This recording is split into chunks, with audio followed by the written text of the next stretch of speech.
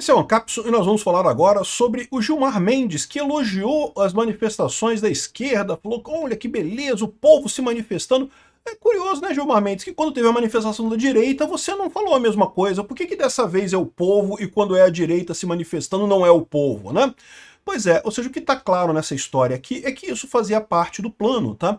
Como eu falei para vocês, esse pessoal tinha um plano desde o início que era inocentar o pessoal, ou anistiar o pessoal do 8 de janeiro e coisa e tal. Eles só querem bater no Bolsonaro no final das contas. Eles fizeram toda essa coisa de condenar pessoas do 8 de janeiro a 17 anos de cadeia, 15 anos de cadeia, não sei o que lá, porque queriam pegar o Bolsonaro, muita força e coisa e tal, e depois anistiar esse pessoal todo e dizer agora o Aécio é o pacificador, o PSDB é o pacificador da parada e coisa e tal. Vamos entender como é que tá funcionando isso aqui, porque aparentemente é isso. De novo, eles estão tendo que acelerar os planos deles, tá? Eles esperavam fazer isso sim, mas eles queriam fazer isso com mais calma, só que a pressão da direita tá tão grande que eles sabem que não vão conseguir segurar a anistia por muito tempo mais, então eles estão tendo que correr com a parada, e daí fizeram essa manifestação agora, que foi grande, mas não foi tão grande quanto eles esperavam. Dá para ver que o Gilmar Mendes falou aqui nesse tweet, ele esperava uma manifestação muito maior que a da direita, e não conseguiram juntar esse gente. É o que eu falo para vocês, para esse pessoal a manifestação foi um fracasso. Mas eu vou chegar lá. Essa notícia foi sugerida por Alucard do MDB, Nifeta Libertária e várias outras pessoas. Obrigado aí ao pessoal que sugeriu notícias lá no nosso site, no visãolibertaria.com. E obrigado a você que está assistindo o nosso vídeo. Se você gosta do nosso conteúdo, por favor, deixe o seu like e se inscreva aqui no canal, né? Pois bem, o Gilmar Mendes elogiou os atos da esquerda e falou em pacto entre poderes. Pacto entre poderes. Vamos começar lendo exatamente o que disse o Gilmar Mendes no tweet dele, porque teve outras declarações também depois dele e do Moraes também aqui. As manifestações de hoje contra a anistia dos atos golpistas são a prova viva da força do povo brasileiro na defesa da democracia. Da mesma forma, Gilmarzão, do que a manifestação da direita no 7 de setembro e também no 3 de agosto e também inúmeras outras vezes que a direita se manifestou contra esse processo absurdo que vocês estão fazendo aí. Em diferentes momentos, registraram-se demonstrações de apoio ao Supremo Tribunal Federal, que esteve mais uma vez à altura da sua história, cumprindo com coragem e firmeza a missão de proteger as instituições e responsabilizar exemplarmente os que atentaram contra o Estado Democrático de Direito. Tá vendo? Esse pessoal deve a democracia brasileira ao STF. Na cabeça desse pessoal eles acham isso mesmo, que eles salvaram o Estado Democrático de Direito. Não, meu amigo, vocês quebraram o Estado Democrático de Direito. No momento que vocês não seguem mais o devido processo legal, no momento que vocês deturpam a jurisprudência do próprio STF, no momento que vocês pegam a jurisdição sobre um caso que não era a jurisdição de vocês, que deveria ser de primeira instância, vocês estão não fortalecendo a democracia, vocês estão matando a democracia. Democracia se baseia no Estado Democrático de Direito, que por sua vez se baseia no devido processo legal. Graças à atuação vigilante do STF, a mobilização da sociedade, um monte de artista fazendo show de graça, né? O Brasil reafirma que não há espaço para rupturas e retrocessos. Não por acaso a bandeira que se estendeu nas ruas foi a do Brasil, símbolo maior da nossa soberania e da unidade nacional e coisa e tal.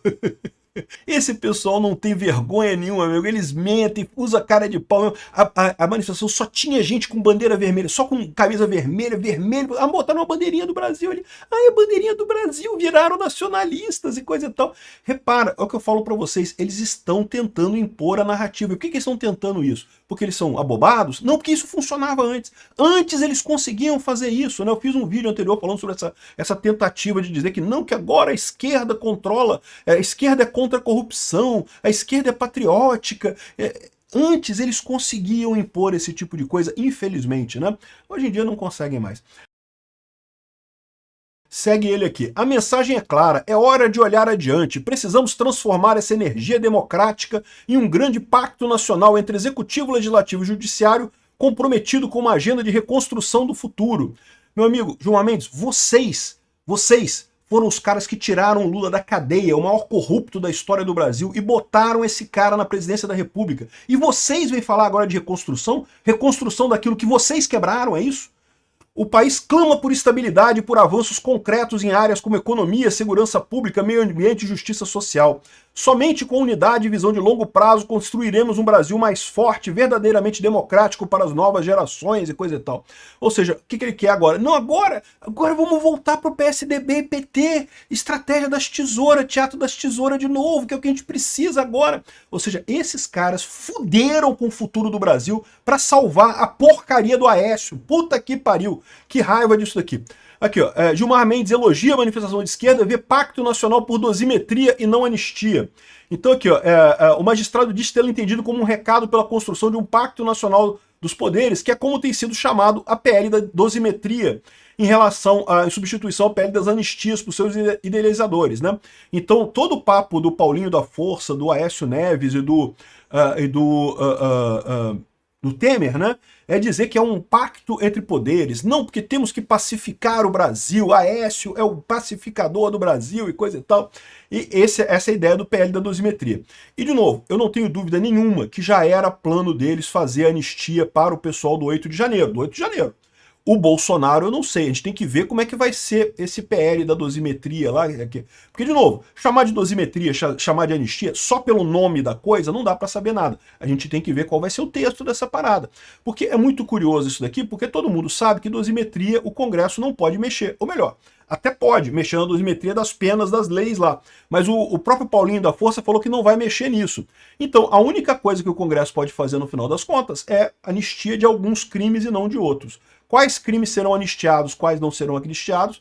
Aí temos que ver qual vai ser esse projeto que ele vai chegar no final das contas para fazer essa dosimetria, ou anistia, ou chame como você preferir. Eu quero ver o texto. O que eu digo só sobre o texto é o seguinte: se não for um texto muito bom para a direita, não vai passar. O que me dá alguma esperança, como eu falo para vocês, esse pessoal quando começa a usar muito termo, começa a falar muita coisa e tal, é para dar a entender que eles vão jogar para o outro lado, ou seja, eles usam um termo para ir para o outro lado. Então eles podem sim oferecer um PL da dosimetria que livra todo mundo, só deixa o Bolsonaro inelegível e pronto, e vida que segue. Isso pacificaria o país, né? Aqui, urgente, Paulinho da Força diz que seu texto pela dosimetria de penas for aprovado, não haverão mais manifestações sobre anistia. Acho que depois do meu texto aprovado pela Câmara e pelo Senado, e sendo aceito pela sociedade, como imagino que será, esse tipo de manifestação não será mais nem pela direita nem pela esquerda. Vamos ver qual vai ser o texto do PL da dosimetria ou anistia ou o que quer que seja, né? O ponto que fica claro aqui é o seguinte: essa coisa toda estava programada. Aqui, ó, o Alexandre de Moraes também também manifestou apoio ao PL da dosimetria, que eles estão chamando aqui, né? Eles queriam isso mesmo, só que eles esperavam fazer isso mais adiante, com mais calma. Correu o cronograma disso, eles estão fazendo às pressas por conta justamente dessa pressão dos Estados Unidos e a pressão da direita pela anistia. Então eles não tiveram alternativa, tiveram que acelerar com o processo e seguir com isso daí. Qual vai ser o PL final da dosimetria? Vamos ver qual vai ser esse texto do Paulinho da Força. Mas lembra sempre que a oposição ainda pode indicar um substitutivo na hora de votar. Pode dizer, não, esse daí não, a gente vai votar esse daqui, ó. E vamos ver qual dos dois que passa no final das contas, né? Bom, outra coisa engraçada é o Aécio falando aqui, ó.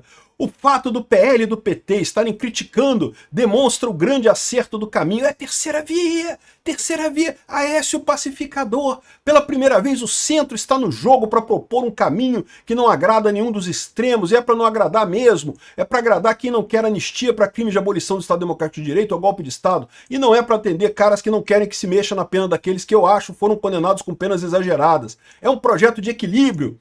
Vamos ver como é que vai ser esse projeto aqui, né? Mas...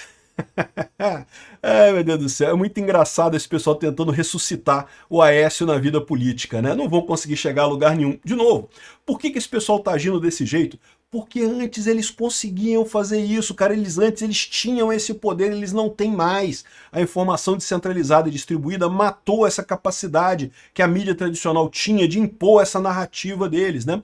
Quando o Alexandre de Moraes fala que as redes sociais fazem lavagem cerebral nas pessoas e coisa e tal, não, meu amigo, não faz. Quem fazia lavagem cerebral é a mídia tradicional socialista. Por quê? O requisito zero de lavagem cerebral, e você pode pesquisar isso em qualquer histórico desses cultos malucos que tem lá nos Estados Unidos, tem um monte de culto maluco por lá, e é verdade. Lavagem cerebral funciona, tá? Caso você não saiba disso, tome cuidado. Você pode se achar, não, mas eu sou inteligente demais, eu jamais cairia numa lavagem cerebral. Meu amigo, se o cara conseguir aplicar as regras de lavagem cerebral, você cai. todo mundo cai. Mas qual que é o ponto central? Qual que é a parte central da lavagem cerebral? É o discurso único. Você não tem nenhuma opinião contradizendo aquilo, você só tem um fluxo de palavras enormes falando uma coisa num sentido sem nenhuma contradição.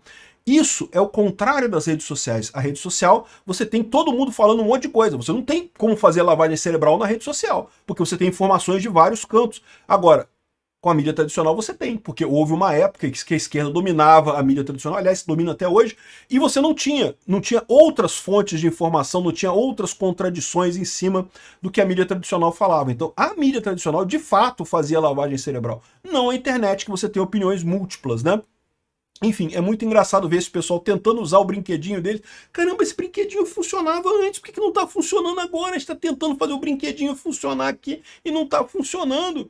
Vamos ver. Eu acho só importante agora que a gente realmente marque uma manifestação da direita de novo, para calar a boca desse pessoal, né? Vamos ver como é que vai andar esse tipo de coisa por aqui.